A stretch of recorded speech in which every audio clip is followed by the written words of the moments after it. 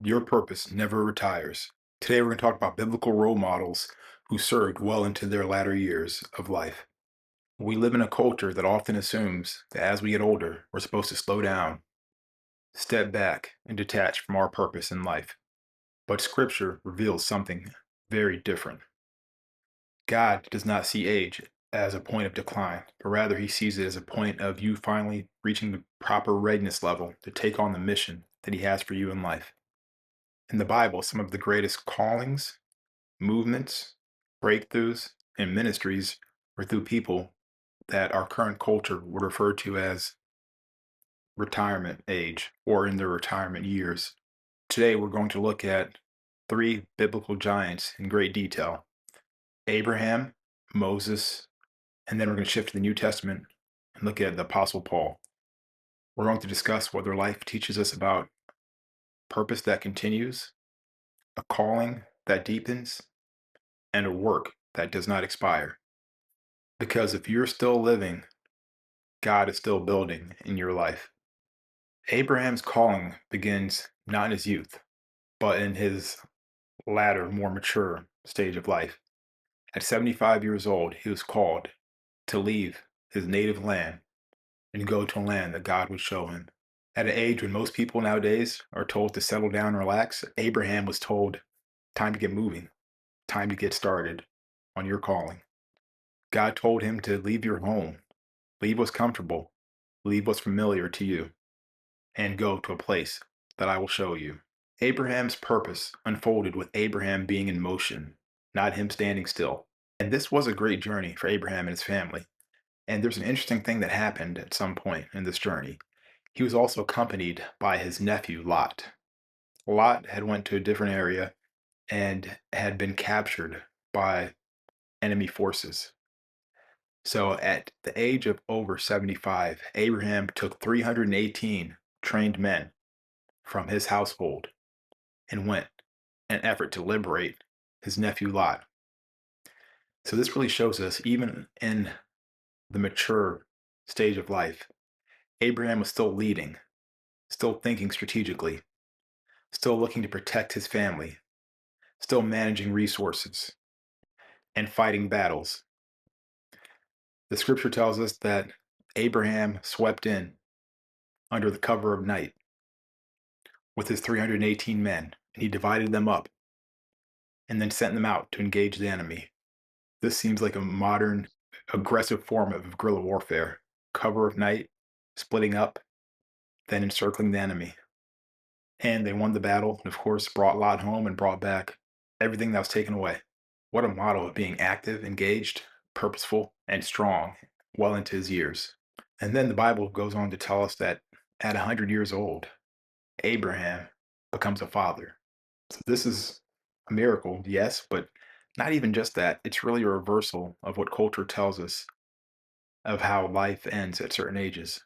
For certain ages, it's too late to achieve your goal or promise that was made to you by God. There is no too late in God. There's only his timing. Moses. Moses is another great person that we're going to talk about today. So his calling began at 80, but before he reached that point when God called him to go free the children of Israel out of Egypt, he was a fugitive. He murdered someone at the age of 40, ran away to the desert. So this really tells us that, hey, you may have a colored past, but your past does not disqualify you. Your age does not limit you. Your weakness does not excuse you. Moses was also stated as having trouble speaking, so apparently he had a stutter or was not a great communicator. Yet he was still called.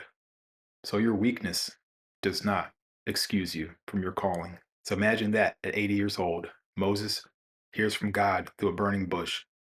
God then sends him to confront the world's most powerful ruler, to lead a nation of millions out of bondage, starting a movement that arguably would define history through the eventual birth and death of Jesus from that same lineage of people group. This was not Moses's retirement chapter, but rather his assignment chapter. And one very interesting fact about Moses's assignment in the wilderness is he did not age out of the assignment, but rather at the age of 120 years old, The Bible tells us that his eyes were not dim and his strength was not abated. And he basically walked to his own funeral up a mountain where he then died. His mission finally finished at death. I mean, what a great picture of someone remaining vital, active, sharp to the very end. Your purpose preserves your strength. Now, looking into the New Testament, the story of Paul.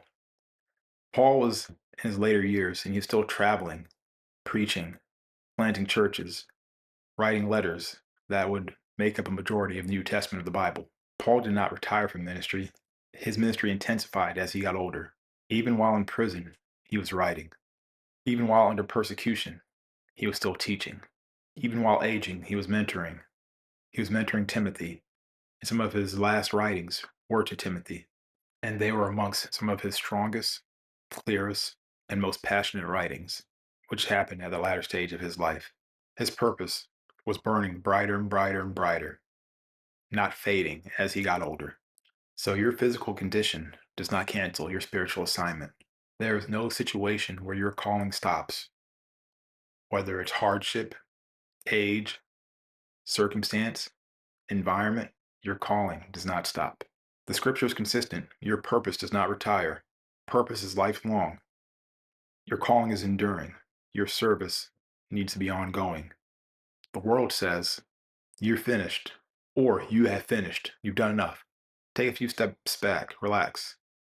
God says, I'm not finished with you. Continue moving forward. Your wisdom is needed. Your experience is valuable. Your voice matters. If you're still here, your presence is part of God's plan. So, how do we remain walking in our purpose? Number one, we need to stay available. God calls. We must be listening. Number two, serve someone. Continue to serve. Mentorship may be the greatest legacy that you leave behind. Number three, stay physically and mentally engaged. Movement sustains the mind and the spirit. Keep pouring into others. Someone needs your experience, your knowledge, and your expertise. I guarantee you, your story is someone else's survival guide to life. So I'll close with this. Your purpose is still active. Your calling does not expire. God is not finished with you. And your greatest impact may likely be ahead of you. If this message spoke to you, please like it.